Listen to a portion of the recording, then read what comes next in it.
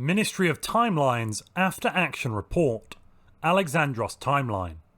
This timeline has been fashioned into a weapon by the enemy. Analysis of the convergent strands indicates a fierce level 3 Luddite civilization will form within the next millennia. Field operatives are ready to intervene, but await command from the Council. A chronal weapon has not been supplied.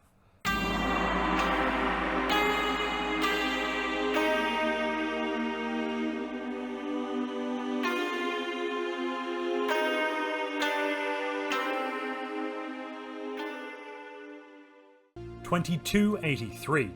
The Empire of Alexandros seized the initiative against the Union of Krith.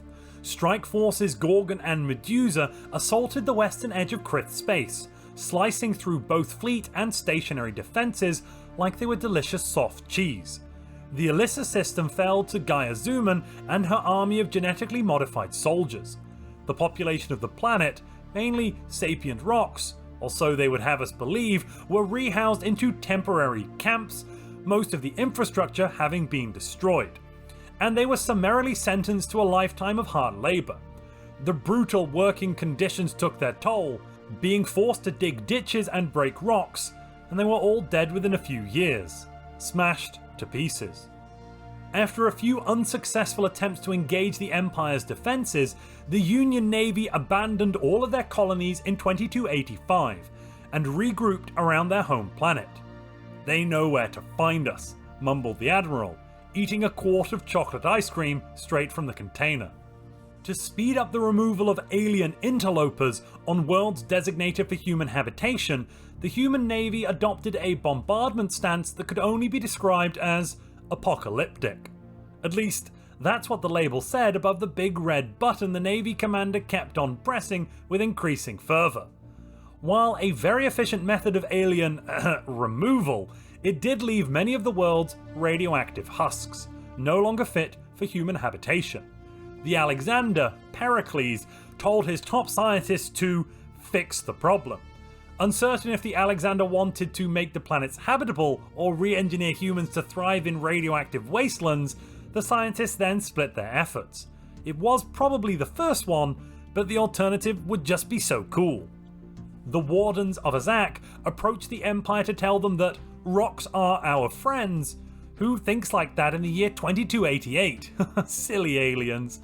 Their erroneous thinking led them to espousing a crazy ideology that all civilized nations should cease all mining immediately. They provided some schematics on new biorefinement technology, showcasing how advanced alloys could be created from large quantities of biomass. The Wardens went on to request that the Empire of Alexandros sign up to their new international accords to prevent rock deaths galaxy-wide, called Just Stop Rock. The envoys were laughed out of the room.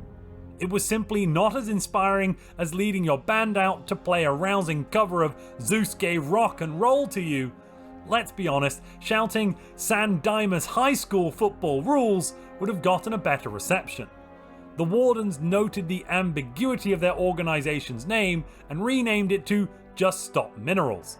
The envoys weren't laughed out of the room this time, but left anyway when they were pelted with chunks of feldspar.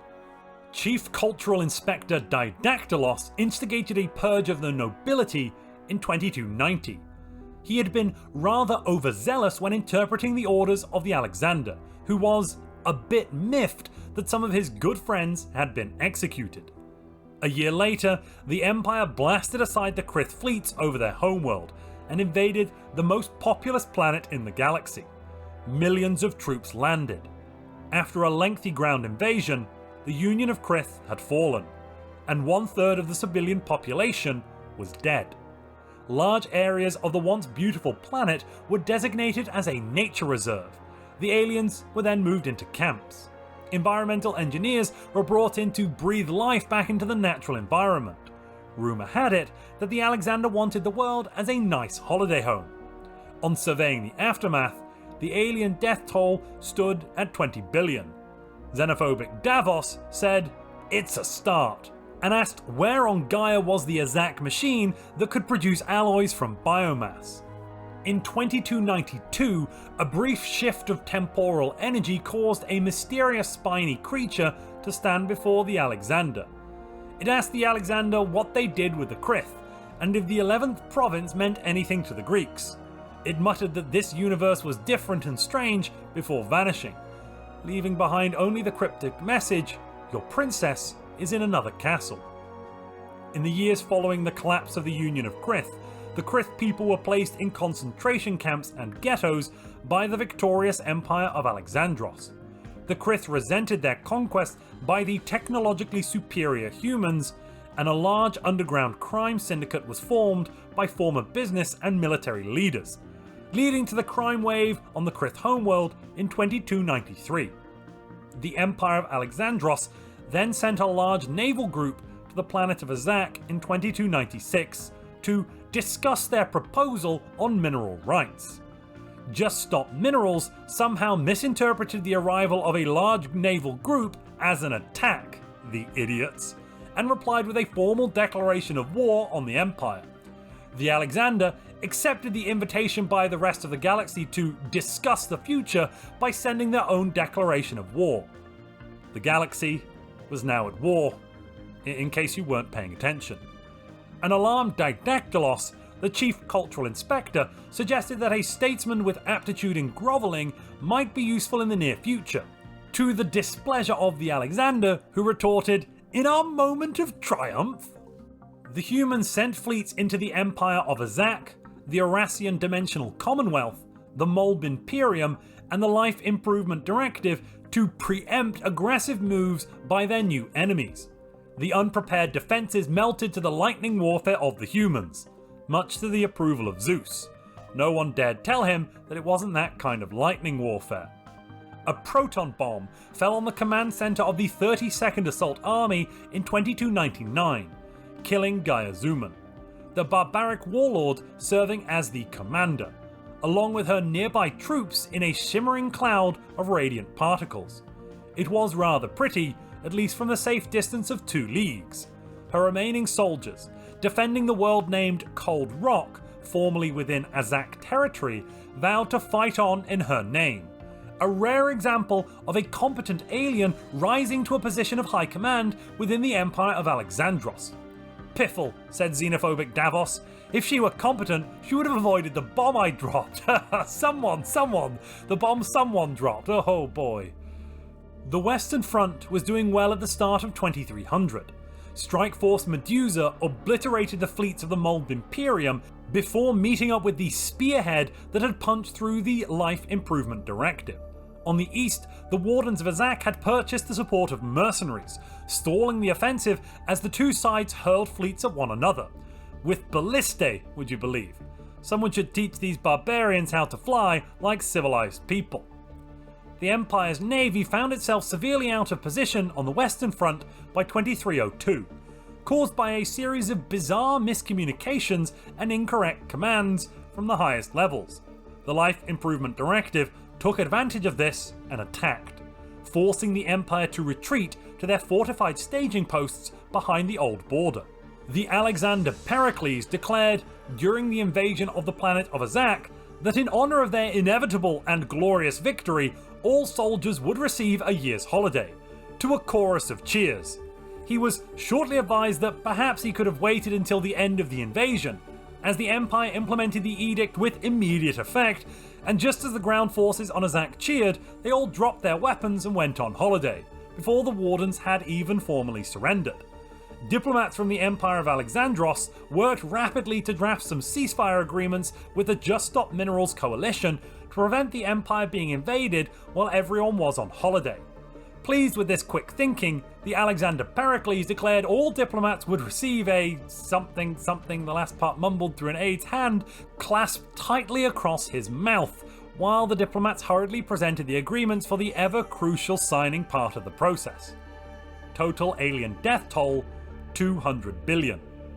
"We're finally getting there," said xenophobic Davos, bulldozing biomass into the mineral generator. The galactic community declared the Empire of Alexandros a crisis of galactic proportions in 2307. After reading the judgment, Didactylos mused, Are we the bad guys? To laughter and a round of applause from a delighted studio audience that recognised the Empire's increasingly popular catchphrase. The Galactic War, which had been cold for over a year, got hot again. But not bow chicka wow wow kind of hot. I'm not doing that 2 sessions in a row, sickos. Ships from the Life Improvement Directive arrived in Barnard Star seemingly out of nowhere, threatening to overwhelm the system, and posing significant implications for its being a mere single hyperrail stop away from Gaia. Intelligence revealed that the LID had a functioning quantum ballista, which allowed them to hurl their fleets across space without needing to use the blessed hyperrelay network. Sacrilegious dogs. Well, not dogs, they're sacred, of course. Goats? Yeah, we sacrifice them, don't we? Sacrilegious goats. But I do take back what I said about ballistae. An extended battle ensued in Barnard's star system between the LID ships and Strike Force Medusa, lasting for over a year, using classic tantric methods, which left both fleets depleted. Strike Force Medusa, led by Strategos Yun Yang, just needed a short nap before they could go again, and Barnard Star was eventually reclaimed. In honour of his impending victory, Chief Cultural Inspector Didactylos informed the Pericles that the people were demanding he have recognition for his achievements greater even than Alexandros. He was given a new title of Pericles, and a number of colonies were renamed Neo-Pericles. Isn't that the gap between your, and your, never mind. Oh, and the Empire was renamed the Empire of Pericles.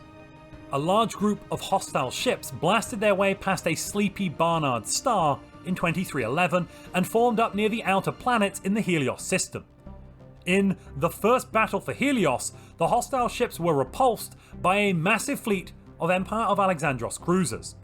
On the Eastern Front, the Wardens of Azak and the Mandasuran League, with assistance from the Rocks of the Biran Technocracy, managed to push the Empire all the way back to its previous borders, freeing large parts of what was once the Union of Krith. In response, the Empire pulled back its remaining forces to defend true human colonies. Tired of the Chief Cultural Inspector's failure to root out traitors who were clearly causing the war to go badly, Pericles sent Didactylos to take command of the Krith province with strict instructions to win. What a keen strategic mind. He assigned no military assets to the Inspector, as they were probably needed to defend the capital. Didactylos never made it to the Krith province. It was then uncovered that Didactylos had been replaced by the LID with a mechanical simulacrum sometime during the war with the Union of Krith, and had in fact been the chief architect of the Galactic War's failure. He had created false intelligence, destroyed important military commands, and executed loyalists, claiming that they were spies. "I knew that," said Pericles. "That makes what I did incredibly insightful, right?" To replace Didactylos within the inner circle of advisors, Strategos Aristotle was promoted to Chief Strategos.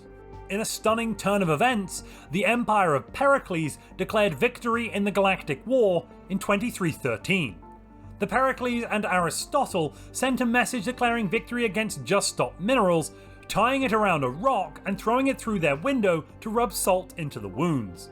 But there was much confusion and a barrage of mocking remarks from their enemies, who were now deep within the Empire's territory and making plans to invade the capital, Gaia. The declaration achieved little more than to make the Just Stop Minerals Alliance think even less of the doomed Empire of Pericles. In a twist of fate that some saw as unfortunate, and others saw as the justified end of a traitor, Didactylos was killed when his ship was destroyed by an LID picket on the borders of LID space. Having been revealed as a Life Improvement Directive traitor, Didactylos was looking forward to a long retirement in LID's utopia. Instead, the former LID agent found himself suddenly engulfed in the plasma bloom of a reactor core going critical, as a laser beam bisected his private science ship, the Zephyr. Euclid would have been proud. In 2316, even with the Pericles arrested and deposed by Chief Strategos Aristotle, Strike Force Medusa, the last loyal fleet to the Pericles, engaged in a suicidal attack against the allied enemy fleets over Gaia. Strategos Pyongyang, her battlecruiser leaking fire, its weapons disabled, rammed an LID carrier in her final act on behalf of a leader unworthy of her respect and the valor of her naval crews. Strike Force Medusa was destroyed, its ashes scattered across the heliopause, as LID ships advanced to assault positions over Gaia. Not content with the arrest of the Pericles and an offer of surrender from Aristotle, the acting Pericles, the Life Improvement Directive, unleashed an ancient biological superweapon on Gaia, the Javorian Pox. As titanic robotic war machines descended from the skies, missiles containing the Pox exploded across the globe, releasing a deadly plague that ravaged the primitive slave populations that were left out in the open. Some of those infected managed to escape on personal civilian craft, threatening a looming galactic pandemic. The doom of the Eurasian Concord was coming for the galaxy, a plague unleashed by the machines that only wanted to improve the lives of the people around them. In addition, the Allied forces continued to bombard Gaia with a nuclear assault, ignoring the countless pleas for surrender from the humans. 250 billion aliens were killed by humans, which xenophobic Davos called doing alright, with a big thumbs up. But on hearing that the human death toll stood at 1.4 trillion, killed by the Life Improvement Directive and Allied forces, he made a solemn vow that this aggression will not stand. The galaxy was already shaken, both by the fall of the Empire of Pericles, having finally accepted their surrender in 2319, and by the release and widespread transmission of the Javorian Pox, and was in the grips of mass panic, unrest, and unprecedented levels of unemployment, when a bow wave of subspace signals ripped open a jump point in the far north of the galaxy. Emerging from the jump were ravenous organic ships, which proceeded to send millions of smaller drones to infest the Lithorius system. Prethorine scout forms began to probe nearby systems, pathfinding the way for thousands of enormous monsters to devour all nearby systems and planets. But notice how no one cared about the asteroids. Yeah, you heard me. Anyway, the Scourge had arrived. At least it wasn't more rocks claiming to be alive. Can you imagine? The start of 2320 saw the stability of Eurasian planets subjected to countless refugees fleeing unknown hostile forces in the galactic north fall to an all-time low, as resources were stretched to the limit. Oh, and a lot of the refugees brought the plague with them, but that might just be xenophobic Davos spreading more rumours. What a character! In the same year, Pericles was freed from captivity on Gaia and reinstalled as the supreme ruler by the utopian Laconian states and the Hellenic coalition. An ousted Aristotle retreated to Hermes with some loyal followers. On the remaining worlds, Pericles' son installed himself as the new rightful Alexander. Civil war was brewing in this minor power as the galaxy faced threats from without and within. This concludes our analysis of the first and only galactic war in this timeline. Please refer to the next chapter of this report for further details on the Alexandros timeline.